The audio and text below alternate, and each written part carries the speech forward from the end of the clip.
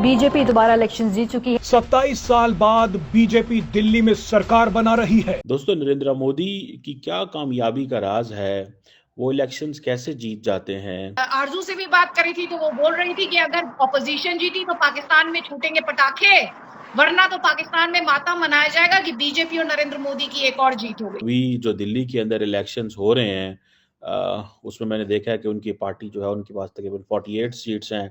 आम आदमी पार्टी जो है वो 22 सीट्स के साथ खड़ी है। कोई भी दूसरी पार्टी आगे आ रही होती तो डेफिनेटली डिस्कस किया जाता, लेकिन क्योंकि बीजेपी जीत रही है, बीजेपी के साथ मुझे नहीं पता कि कौन से जन्म का हमारे साथ प्रॉब्लम है। ऐसी क्या, हमें उसको लफ्ज नहीं बोलना चाहिए, लेकिन मैं बोल लेता हूँ just to enhance your vocabulary.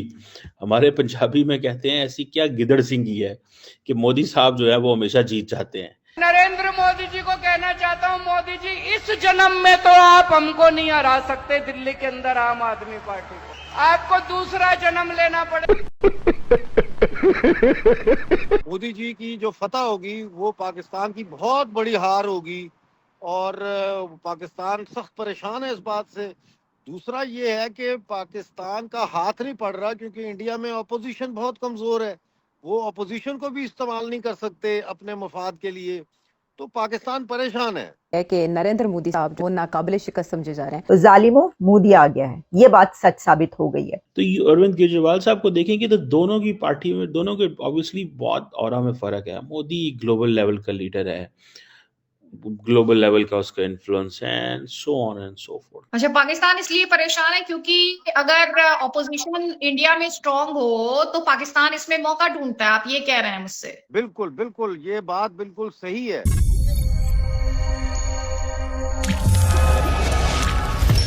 नमस्कार, जय हिंद दोस्तों स्वागत है आपका हिंदुस्तान स्पीक में। दोस्तों, जैसे कि आपने वीडियो क्लिप में देखा, दिन रात मोदी को कोसने वाला पाकिस्तान आज दिल्ली में मोदी की प्रचंड जीत देखकर हैरान और परेशान है। पाकिस्तानी मीडिया चर्चा कर रहा है कि पीएम मोदी हर बार कैसे जीत जाते हैं। पाकिस्तान जितनी नफरत भारत से करता है उससे कहीं ज्यादा नफरत वो पीएम मोदी से करते हैं। तो जाहिर है पीएम मोदी के बार बार जीतने से तो पाकिस्तान में मातम बनना तय था। तो चलिए दोस्तों, बिना किसी देरी के सबसे पहले पाकिस्तानी मीडिया का रिएक्शन देखते हैं। वीडियो पर नए हैं तो चैनल को सब्सक्राइब कर लीजिए ताकि आने वाली वीडियो की नोटिफिकेशन आपको मिलती रहे। दोस्तों, नरेंद्र मोदी की क्या कामयाबी का राज है?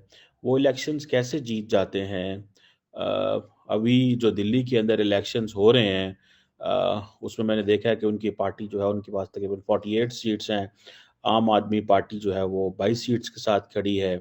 और बड़ी क्लैरिटी है कि नरेंद्र मोदी जो है और उनकी पार्टी जो है वो दिल्ली के अंदर गवर्नमेंट बनाएंगे। ये एक समझ लें कि बड़ा बड़ा मुश्किल चीज़ थी। अब 48 सीट्स हैं, ठीक है जी। 70 मेंबर की लेजिस्लेटिव असेंबली है। आम आदमी पार्टी के पास 22 सीट्स हैं as per the election commission of India का ये जो डाटा है। अब क्वेश्चन ये है कि ऐसी पार्टी जो जीतती है, हाफ जो मार्क जीती है, 35 जीतती है, वो गवर्नमेंट बना सकती है।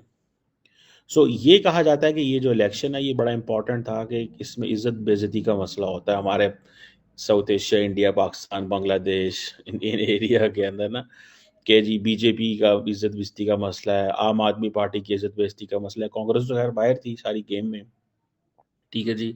अब ये आपको पता है दिल्ली जो है ये, इसको बोलते हैं, ये फेडरली एडमिनिस्ट्रेटेड टेरिटरी है, जैसे इस्लामाबाद है पाकिस्तान के अंदर। और आम आदमी पार्टी 2013 से 2013 से रूल कर रही है और उनका कहते हैं कि जो बड़ा रिकॉर्ड है वेलफेयर का, दिस एंड दैट, इस तरह की चीज़ें। और अभी कुछ अरसे से उनके ऊपर करप्शन की एलिगेशंस आए हैं जिसको उन्होंने डिनाई किया, और आपको पता है कि वो जेलों में भी रहे हैं और एंड ऑल दीज थिंग्स। और इवन के आम आदमी पार्टी पंजाब चली गई, वहाँ भी हुकूमत बना ली। तो दैट वाज वेरी डिफरेंट कि शायद अपने आप को एक्सपैंड कर रहे हैं लेकिन वो अपनी बेस से ही हार गए, ठीक है ना जी। और देखें जब से नरेंद्र मोदी पावर में आए हैं 2014 में दिल्ली में जो है नरेंद्र मोदी के खिलाफ गवर्नमेंट थी, ठीक है जी। सो आप इसी से अंदाज़ा लगा लें ये इस चीज़ को। एक तो ये चीज़। अब क्वेश्चन ये है कि ऐसी क्या, हमें उसको लफ्ज़ नहीं बोलना चाहिए लेकिन मैं बोल लेता हूँ just to enhance your vocabulary. हमारे पंजाबी में कहते हैं ऐसी क्या गिदड़ सिंगी है कि मोदी साहब जो है वो हमेशा जीत जाते हैं। और ये जो इन्होंने किया है इसकी क्या लॉजिक है, ठीक है ना जी। और इसके ऊपर बात करते हैं कि देखिए सबसे पहले you have to establish the reasons what happened basically. Normally होता क्या है, ठीक है, इतना कोई साम काम तो नहीं है। होता क्या है, लेकिन एक एक लफ्ज़ होता है उसे बोलते हैं एंटी इनकम्बेंसी फैक्टर। जो उस वक्त जो रूलिंग पार्टी होती है उसका एक एंटी इनकम्बेंसी फैक्टर होता है, ठीक हो गया जी।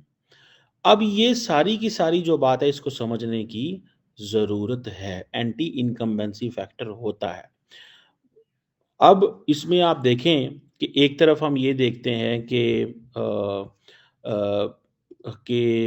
जो इंटरनल चैलेंजेस भी हैं, जैसे मैंने कहा करप्शन की वजह आ गई। अब 10 साल से वो हैं, 2013 से थे तो एक था।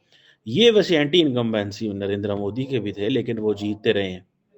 सो इट मीन्स कि नरेंद्र मोदी जो है वो उनको एंटी इनकम्बेंसी फैक्टर कुछ नहीं कह रहा। और ये पार्टी जो है आम आदमी पार्टी है, लार्जली इसको कहा जाता था ये मिडिल क्लास की पार्टी है। तो ये मिडिल क्लास की पार्टी जो है वो एक होती थी। बीजेपी जो है ना वो एक कहते थे डबल इंजन की सरकार, ठीक है जी। सो ये वो समझते हैं कि अब डबल इंजन हमारे पास है, ठीक है जी। और कि मरकज़ भी आपके पास है, हर जगह सेंटर भी आपके पास है, दिल्ली भी आपके पास है, बाकी भी आपके पास है। तो ये डबल इंजन सरकार जो है ये अब चल रही है। अच्छा, पाकिस्तान इसलिए परेशान है क्योंकि अगर ऑपोजिशन इंडिया में स्ट्रांग हो तो पाकिस्तान इसमें मौका ढूंढता है। आप ये कह रहे हैं मुझसे? बिल्कुल बिल्कुल, ये बात बिल्कुल सही है। और ये देखे ना, बयान देना कि हम 10 जंगें लड़ेंगे, 5 जंगें लड़ेंगे, ये तो एक गीदड़ भभकियां हैं, ये तो एक किस्म का मजाक है। ये क्या लड़ेंगे? जज्बे से लड़ी जाती है जंग। पाकिस्तानी फौज में ना जज्बा है ना अवाम की उनको हमायत है। वो तो अपने ही लोगों के साथ जंग लड़ रहे हैं। बलूचिस्तान में रोज उनको मार पड़ रही है, कत्ल हो रहे हैं, मर रहे हैं। और इसी तरह खैबर पख्तूनख्वा में POJK वाले आज़ादी आज़ादी के नारे लगा रहे हैं। तो ये क्या जंग लड़ेंगे? ये जंग नहीं लड़ सकते 2-4 दिन से ज्यादा। आप ये कह रहे हैं कि 2-4 दिन से ज्यादा पाकिस्तानी फौज लड़ नहीं सकती, लेकिन नहीं। पाकिस्तानी फौज के मुखिया हो या पाकिस्तान के प्रधानमंत्री हो, दोनों ये दावा करते हैं कि कयामत तक वो जंग करेंगे भारत के साथ, कश्मीर के लिए। वही ये उनके दावे रहते हैं। ये अभी तो खैर इंटरनेट तो बंद हो गया, इंटरनेट का झूठा राग तो बंद हो गया, लेकिन अभी भी कश्मीर इनके लिए जेल है। कश्मीरी जो है उन्हें घुटन हो रही है। ये सब बातें पता नहीं कहां से इनके एडवाइजर इनको बताते हैं। दोस्तों जैसे कि आपने देखा दिल्ली में पीएम मोदी की जीत से पाकिस्तान अच्छा खासा परेशान तो है, क्योंकि जब से पीएम मोदी आए हैं तब से ही पाकिस्तान भारत के सामने व्यापार करने के लिए तड़प रहा है। लेकिन जैसे कि हमारे विदेश मंत्री डॉक्टर एस जयशंकर कहते हैं कि आतंकवाद और व्यापार एक साथ नहीं हो सकता है। तो दोस्तों ये थी आज की वीडियो। मिलते हैं एक नई वीडियो और एक नए टॉपिक के साथ। तब तक के लिए जय हिंद, जय भारत।